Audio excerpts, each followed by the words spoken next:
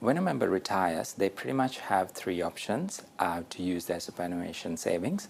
One is you can start a retirement pension that will pay you a regular amount every year in retirement. The second option is you can actually withdraw all your super outside. And the third option is you can do pretty much a combination of the two. An account-based pension is a financial product that allows you to withdraw a regular income in retirement from your superannuation savings. An account-based pension will allow you to choose how you want to invest your assets. So basically you can invest in things like cash, shares, or property. Another good feature of account-based pensions is you can also choose how much you want to withdraw out of your superannuation. Subject to a minimum imposed by the government, you can decide how much income that you try to get out of this pension as well. When someone is thinking about retirement and trying to figure out how much they want to retire with, I think there are 5 main factors that you need to take into consideration. One is, when are you actually planning to retire? Second, how much you're going to spend in retirement. Third thing is how long you're going to live in retirement. Fourth thing, what your health is going to look like in retirement. And finally, how you plan to invest your assets in retirement. The age that you actually intend to retire actually can make a big impact as to how much you need at retirement. Say for an example, if you're planning to retire at 60, then you're going to need a lot more money than if you're planning to retire at 65, because you will have a longer period in retirement. Another thing that you need to take into consideration is your age pension benefits that the governments will give you. Basically, the qualification age for your government age pension is increasing to age 67 for anyone who is born after 1 January 1957. So basically, when you're trying to figure out when you're planning to retire, you need to take into consideration whether actually you're going to get the government age pension from that day that you retire. If you plan to retire before you get the government age pension, then you're going to have few years where you pretty much have to live on your own savings. So that's something that you need to take into consideration as well. If you're still working, it's probably difficult to imagine how much you will spend in retirement. I guess it's fair to say that most of us would want to maintain the same lifestyle that we are accustomed to in working life in retirement as well. If you're thinking about retiring in the next few years, then one good way of coming up with an estimate of how much you would want to spend in retirement is to look at your current spending. I'm not asking you to make a budget or anything like that, but if you can do that, that'll be really great. But it's always good to get an understanding of what are the things that you spend your money on.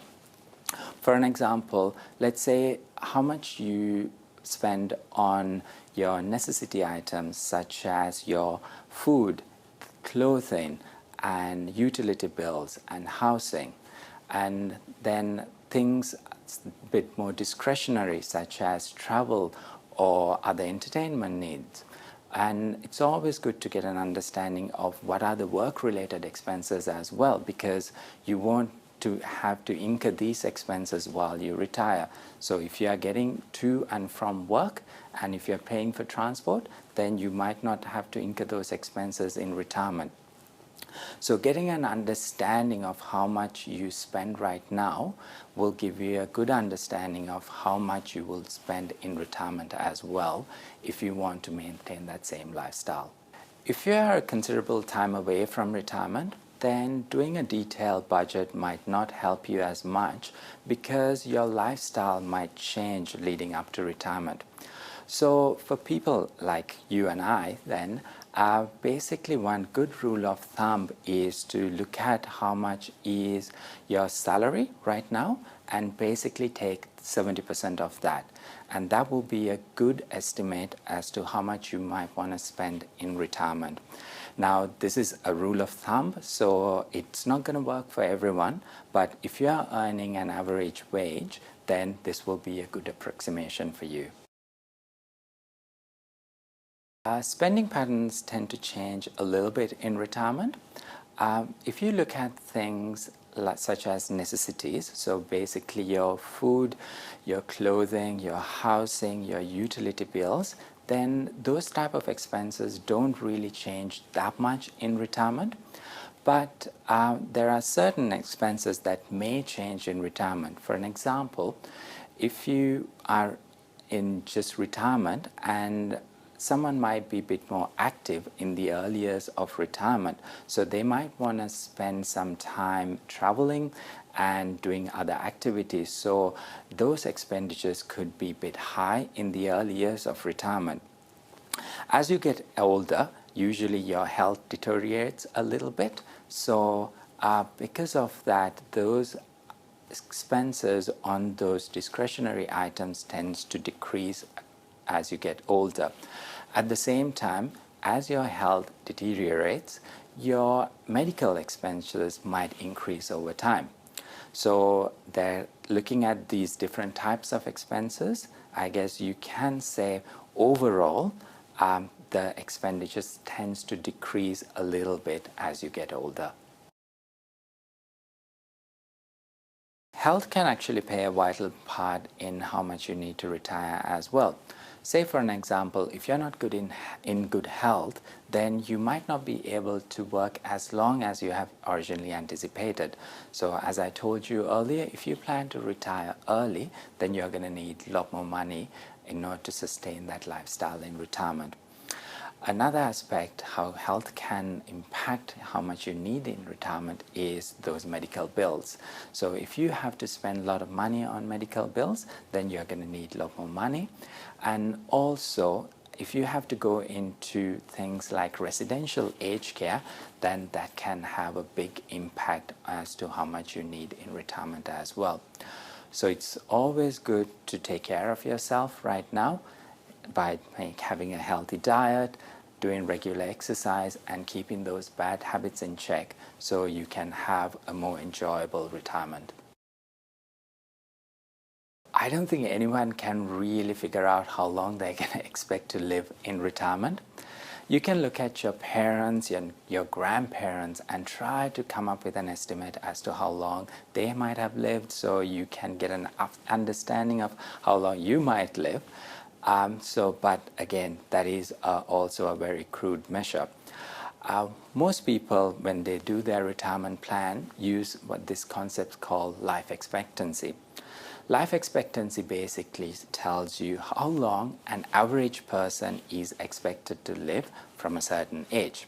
For an example, looking at the current statistics, a 65-year-old male is expected to live up to age 87, and a 65-year-old female is expected to live up to age 89.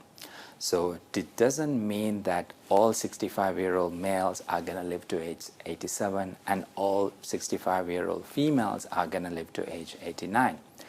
So if you have 1,000 people retiring at age 65, then this basically means half of you are going to pass away before age 87 and half of you going to live past age 87. That's basically what life expectancy means. So life expectancy doesn't mean it's an accurate prediction as to how long you will live in retirement, but it just gives you a starting point to start planning your retirement. So when you retire, you will have your superannuation savings and your private savings that you can use to withdraw a regular income in retirement. You can choose to invest those assets in things such as cash, shares, or property, or a combination. So it is up to you to make that decision as to how you want to invest those assets, but I guess you don't have to make that choice by yourself. Here at TaskPlan, we have experts who can guide you and help you in making that decision and help you choose a combination of assets that's very suitable for you. To explain to you how you plan to invest your assets in retirement actually impact how much you need to have at retirement, I'm just going to use this simple example. Let's just assume you are retired right now and you have $100,000 saved up. You can invest that $100,000 in cash. Then if you invest that in cash right now, you can expect to earn about $2,500 in interest income every year. Let's say that rather than investing in cash, you decide to invest your assets in a combination of assets such as shares, property, and cash. In this combination of assets, you can probably expect to earn a higher income, let's say approximately $5,000 every year. So if you can earn a higher income in retirement, then you don't actually need a such higher starting balance in retirement. So that's why how you plan to invest your assets actually can have an impact on how much you need at retirement. There is a little caveat that I need to explain to you as well. If you plan to invest your assets in shares and property, then you also take a little risk that your assets could actually fall in value. We all know property prices can come down. We all know share prices can come down as well. But whereas if you plan to invest just in cash, it is very unlikely that your cash balance will reduce over time due to market movements. So that is the trade-off that you make in order to get that higher return. So just to recap, I would like to explain to you again the 5 things that you need to consider when trying to figure out how much you need at retirement. 1 is, what is the age that you plan to retire? 2, how much are you planning to spend in retirement? 3, how long are you gonna live in retirement? 4, what are your expected health needs in retirement? And lastly, how you plan to invest your assets in retirement. Say if you have any other questions about retirement, then there's a lot more information available on our website. But if you want to speak to one of our friendly staff members, you can always give us a call and we will be more than happy to talk to you about it more. Thank you.